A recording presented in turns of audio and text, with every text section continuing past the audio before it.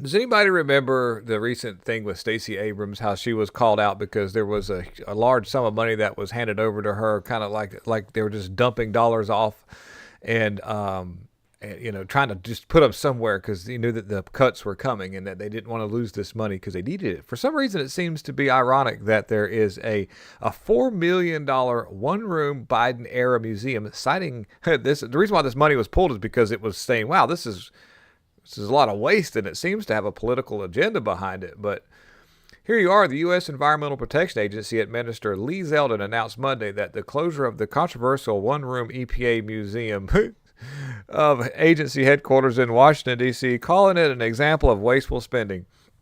Under the Biden administration, the museum, which cost $4 million for the taxpayers to build, and an additional $600,000 annually to maintain this one-room museum, by the way. And it received fewer than 2,000 external visitors from May 2024 till February of 2025.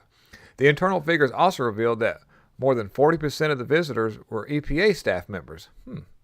And it's quite, and it says here, according to Lee Zeldin, the museum's content heavily emphasized environmental justice while admitting the key environmental progress made during President Donald Trump's first term, including improved air quality and the first nationwide PFAS action plan, while Americans were left to contend with sky-high prices, inflation, and the administrations that spent millions on this museum proliferate a political agenda. Zeldin also continued, "Gone are the days of funding partisan pet projects at the detriment of the American taxpayers." So basically what they were doing is, this was a way, okay, I would love to look into the books and see where it costs so much money to keep this little one-room museum afloat, because there's not a lot going on here. There's relatively no staff working there, and it just shows that there was a really high probability that money wasn't being spent in the right direction. It was evidently it was funneling something else or funding something else.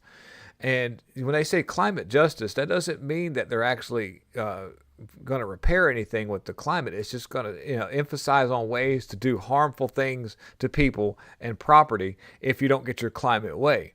Mind you that they're doing things to our air quality through aerosol injections that are noted on any kind of patent and useful patents at the moment with geological engineering. That is a real thing, and that in itself may have a negative impact on our environment way farther than what any of us are actually doing to it, aside from some of the really terrible things that happen in Palestine, Ohio, with the mishandling of that, and other ecological disasters that seem to be at the hands of the left. Thank you for watching. Have a wonderful day.